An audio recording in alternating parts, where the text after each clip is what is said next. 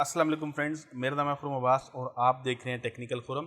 तो फ्रेंड्स, यही जो वीडियो सीरीज़ है ये पीएचपी से मुतल्लिक है, यानी कि इस सीरीज़ में आप पीएचपी सीखेंगे और मेरी पूरी कोशिश होगी कि मैं पूरी ईमानदारी से आपको जो भी मैं लैंग्वेज आपको सिखा रहा हूँ, पीएचपी है या उसके बाद हम जावास्क्रिप्ट शुरू करेंगे, जो भी मैं आपको सिखाऊँ पूरी ईमानदारी से सिखाऊँ। हम डेप्थ में चीज़ों को देखेंगे और कोई भी चीज़ अगर आपको समझ नहीं आती है तो आप मुझे कमेंट कर सकते हैं। यहाँ पे ऐसा बिल्कुल नहीं होगा मेरे चैनल पे कि मैं कोई कोड करूँगा और कोड करके मैं बस छोड़ दूंगा उसको और उसके बाद आप खपते रहें कि मैंने क्या किया है। ऐसा बिल्कुल नहीं होगा। मैं एक एक चीज़ आपको सिखाऊंगा और मेरी पूरी कोशिश होगी कि जो भी मैं आपको सिखा रहा हूँ वो आप अच्छे से सीख सकें।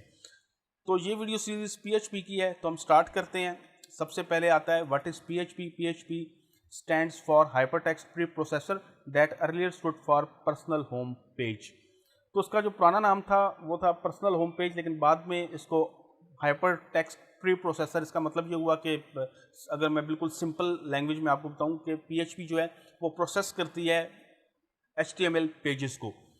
इसके बाद हम बात करते हैं पीएचपी इस सर्वर साइड स्क्रिप्टिंग लैंग्वेज। तो सर्वर साइड लैंग्वेज से मुराद ये हुई, अब जैसे जावास्क्रिप्ट है तो जावास्क्रिप्ट जो है वो सर्वर साइड लैंग्वेज नहीं है, वो क्लाइंट साइड लैंग्वेज है।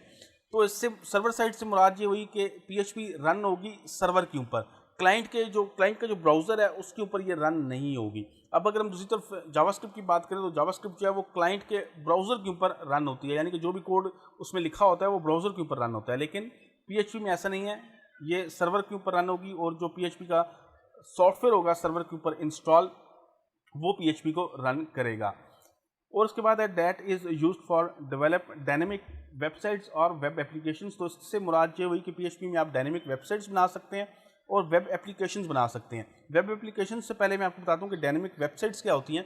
यहाँ पे हमें दो टाइप्स की वेबसाइट्स मिलती हैं, एक होती है स्टैटिक वेबसाइट और एक होती है डायनेमिक वेबसाइट। तो स्टैटिक वेबसाइट में प्रॉब्लम इस तरह से होती है कि आपने एक स्टैटिक वेबसाइट एचटीएमएल में बना दी, तो कल को अगर आपने उस वेबसाइट के अंदर कुछ चेंजिंग्स करनी है तो फिर आपको, या कोई भी शख्स उसमें चेंजिंग्स करना चाहता है तो उसको एचटीएमएल आनी लाजमी है, उसके बगैर वो उसमें चेंजिंग नहीं कर सकता। उसके अलावा डायनेमिक वेबसाइट का एक फ़ायदा ये होता है कि हम एक मिसाल लेते हैं कि एक ई कॉमर्स की वेबसाइट है, तो आप ई कॉमर्स की वेबसाइट पे जाते हैं, आप कोई प्रोडक्ट देखते हैं, आपको कोई प्रोडक्ट पसंद आती है तो आप वहाँ पे सिंपल उस पर क्लिक करते हैं, ऐड टू कार्ट, वो आपके कार्ट में सेव हो जाती है। फिर कोई दूसरी प्रोडक्ट, तीसरी प्रोडक्ट, जितनी भी प्रोडक्ट्स आप करते हैं वो सेव हो जाती हैं। उसके बाद आप पेमेंट करके वो प्रोडक्ट्स हासिल कर सकते हैं। अब ये काम जो है ये स्टैटिक वेबसाइट में नहीं हो सकता, क्योंकि स्टैटिक वेबसाइट के पास ऐसी कोई फैसिलिटी नहीं है कि वो चीज़ों को जमा कर सके या कोई फंक्शनैलिटी, मतलब सिंपल अगर मैं कहूँ तो कोई फंक्शनैलिटी वेबसाइट को दे सके, वो बिल्कुल एक स्टैटिक वेबसाइट है। तो डायनेमिक वेबसाइट में फ़ायदा ये होता है कि आप में जो चीज़ आपकी जो वेबसाइट है आप उसके अंदर मुख्तलिफ़ किस्म की फंक्शनैलिटीज़ ऐड कर सकते हैं।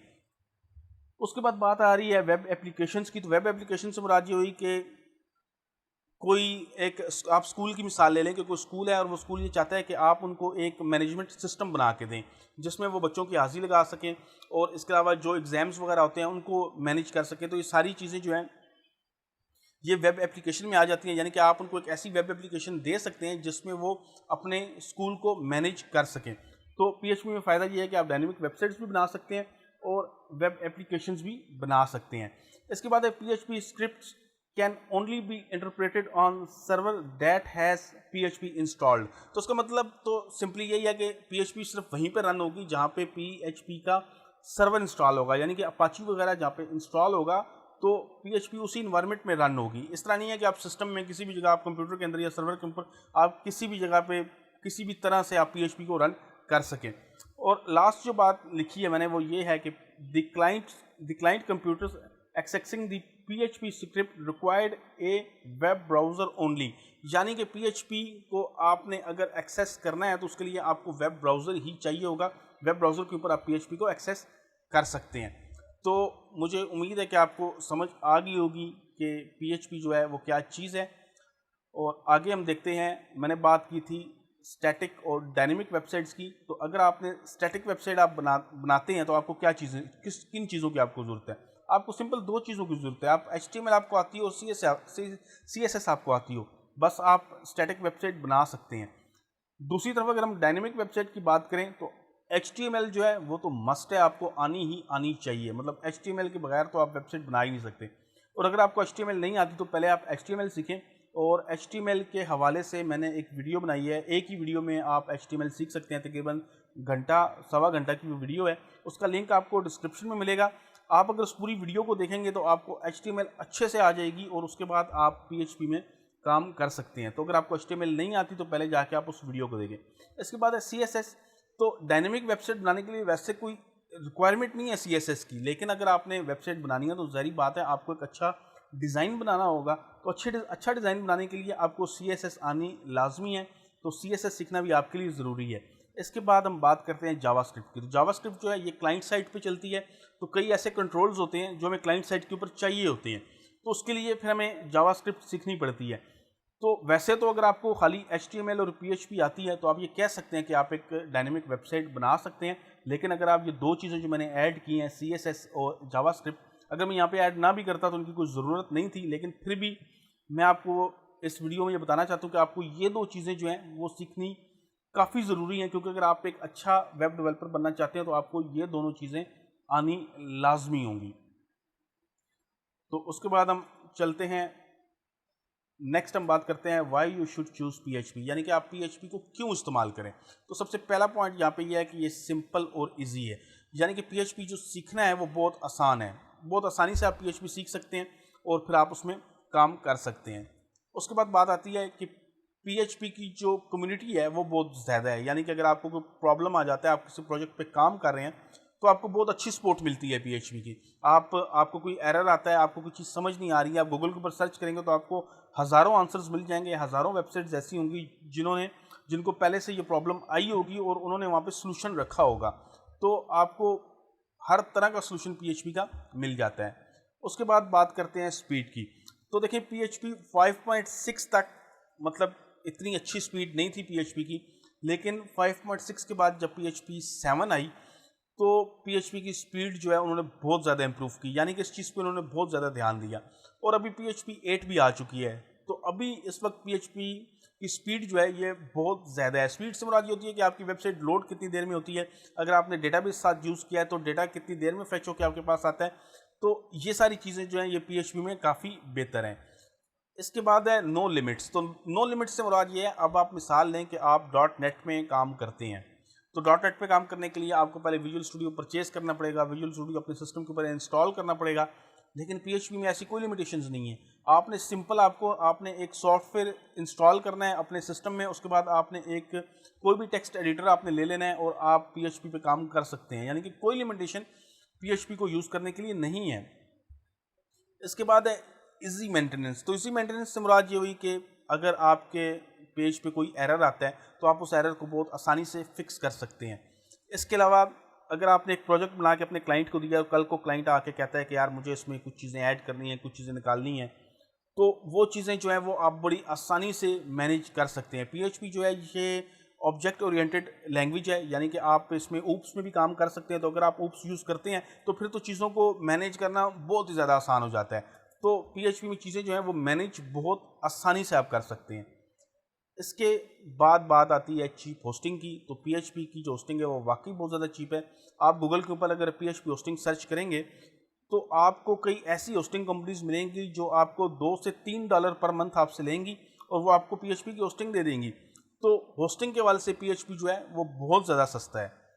इसके बाद है फ्री एंड ओपन सोर्स। तो फ्री एंड ओपन सोर्स तो मैं आपको बता चुका हूँ कि PHP बिल्कुल फ्री है। आपने एक सॉफ्टवेयर डाउनलोड करना है अपने सिस्टम में और उसके बाद आप PHP को यूज़ कर सकते हैं। ओपन सोर्स से मुराद ये हुई कि सारी दुनिया के प्रोग्रामर्स जो हैं वो इसके अंदर कंट्रीब्यूट करते हैं। तो आप खुद सोचें कि जहाँ सारी दुनिया PHP को बेहतर बनाने में लगी हुई है तो ये लैंग्वेज जो है वो कितनी बेहतर होगी। अगर हम दूसरी तरफ .NET की बात करें तो ये माइक्रोसॉफ्ट की एक प्रोडक्ट है, तो सिर्फ माइक्रोसॉफ्ट इसके ऊपर काम कर रहा है, यानी कि लिमिटेड से प्रोग्रामर्स जो हैं वो .NET के ऊपर काम कर रहे हैं। लेकिन दूसरी तरफ PHP ओपन सोर्स है, तो उसका मतलब ये है कि सारी दुनिया के प्रोग्रामर्स जो हैं वो PHP के अंदर कंट्रीब्यूट कर रहे हैं और इसके ऊपर काम कर रहे हैं। इसके बाद डेटाबेस फ्लेक्सिबिलिटी की बात करते हैं। तो PHP जो है ये डेटाबेस के हवाले से बहुत ही ज़्यादा फ्लेक्सिबल है। आमतौर पे PHP के साथ हम यूज़ करते हैं MySQL, लेकिन आप इसके साथ MS SQL यूज़ कर सकते हैं, MongoDB यूज़ कर सकते हैं, Oracle यूज़ कर सकते हैं। तो कोई भी प्रॉब्लम जो है वो PHP में आपको डेटाबेस के हवाले से नहीं आती है। इसके बाद हम बात करते हैं फ्रेमवर्क्स की। तो फ्रेमवर्क्स जो हैं ये बहुत इंपॉर्टेंट हैं। जब आप PHP थोड़ा सीख जाएंगे, थोड़े एडवांस लेवल पे आप चले जाएंगे, तो फिर आपने फ्रेमवर्क्स में काम करना है। तो फ्रेमवर्क्स में जो है हमें कोऑर्डिनेटर मिलता है, उसके अलावा हमें लारावेल मिलता है, काफ़ी सारे फ्रेमवर्क्स हमें और भी मिल जाते हैं। तो फ्रेमवर्क्स में ये होता है कि आपके लिए काम करना और प्रोजेक्ट्स को मैनेज करना जो है वो बहुत आसान हो जाता है। अब फ्रेमवर्क की एक मिसाल मैं आपको ये दे देता हूँ कि आपके पास कोई ऐसा प्रोजेक्ट है जिसमें आप चाहते हैं कि आप किसी टेक्स्ट को PDF में कन्वर्ट करना चाहते हैं कुछ, तो आपने सिंपली फ्रेमवर्क में लाइब्रेरी कॉल करनी है PDF की, और आप अपनी जो आपकी फाइल्स होंगी या जो आपका टेक्स्ट होगा उसको आप PDF में कन्वर्ट कर सकते हैं। ये बहुत आसान है। लेकिन दूसरी तरफ अगर आप ट्रेडिशनल तरीके से काम करते हैं तो फिर आपको वो सारा जो कोड होगा PDF को कन्वर्ट करने के लिए वो आपको लिखना पड़ेगा, और वो मैनेज भी इतनी अच्छी तरीके से नहीं होगा। लास्ट में बात करते हैं ऑब्जेक्ट ओरिएंटेड लैंग्वेज की। तो ऑब्जेक्ट ओरिएंटेड लैंग्वेज में पहले भी थोड़ा सा आपको बता चुका हूँ कि यहाँ पे आप ऑब्जेक्ट्स बना सकते हैं। ऑब्जेक्ट्स बनाने से मुराद ये है कि आप कोई प्रोग्राम बना रहे हैं और उसमें कुछ ऐसा कोड है जो आपने काफ़ी जगहों पे यूज़ करना है। तो आपने क्या करना है कि आपने एक ऑब्जेक्ट बना लेना है और फिर उस ऑब्जेक्ट को जितनी भी जगहों पे आपने उसको यूज़ करना है आप कर सकते हैं। यानी कि आपको बार बार कोड रिपीट नहीं करना पड़ेगा। यानी कि ये नहीं है कि आपने, अब मिसाल ले लें कि आपने फाइल अपलोड करनी है अपने प्रोजेक्ट में और आप मुख्तलिफ पेजेस के ऊपर फाइल अपलोड का फंक्शन आपने यूज़ करना है, तो ये नहीं है कि आप पूरी वो फाइल अपलोड का जो पूरा कोड है वो लिखेंगे। आप एक ऑब्जेक्ट बनाएं फाइल अपलोड का और उस ऑब्जेक्ट को जगह जगह आप यूज़ करते रहें, आपको बार बार कोड को रिपीट नहीं करना पड़ेगा। तो फ्रेंड्स, इस वीडियो में मैंने आपको बता दिया कि PHP क्या है, स्टैटिक वेबसाइट्स क्या होती हैं, डायनेमिक वेबसाइट्स क्या होती हैं, आपने PHP को क्यों यूज़ करना है। और ये चीज़ जो है ये बहुत इंपॉर्टेंट है। आप कोई भी लैंग्वेज करते हैं तो सबसे पहले आपको ये चीज़ पता होनी चाहिए कि आप इस लैंग्वेज को क्यों कर रहे हैं। हर लैंग्वेज के कुछ एडवांटेजेस होते हैं, कुछ ड्रॉबैक्स होते हैं। तो ये बहुत ज़रूरी चीज़ है कि आप कोई भी लैंग्वेज करने जा रहे हैं तो आपको ये पता होना चाहिए कि आप उस लैंग्वेज को क्यों यूज़ कर रहे हैं। तो इस वीडियो में इतना ही है। नेक्स्ट वीडियो में बनाऊंगा और उसमें मैं आपको बताऊंगा कि आपने अपने लोकल सिस्टम के ऊपर PHP को किस तरह से इंस्टॉल करना है, और फिर उसके बाद हम इस वीडियो सीरीज़ को शुरू करेंगे। तो उम्मीद करता हूं कि मेरी वीडियो आपको पसंद आई होगी। अगर आपके और दोस्त भी PHP सीखना चाहते हैं या और प्रोग्रामिंग लैंग्वेजेस सीखना चाहते हैं तो मेरी ये रिक्वेस्ट है आपसे कि आप मेरी वीडियो को उनके साथ शेयर लाजमी कीजिएगा, वीडियो को लाइक लाजमी कीजिएगा। वीडियो देखने का बहुत शुक्रिया। अल्लाह हाफिज़।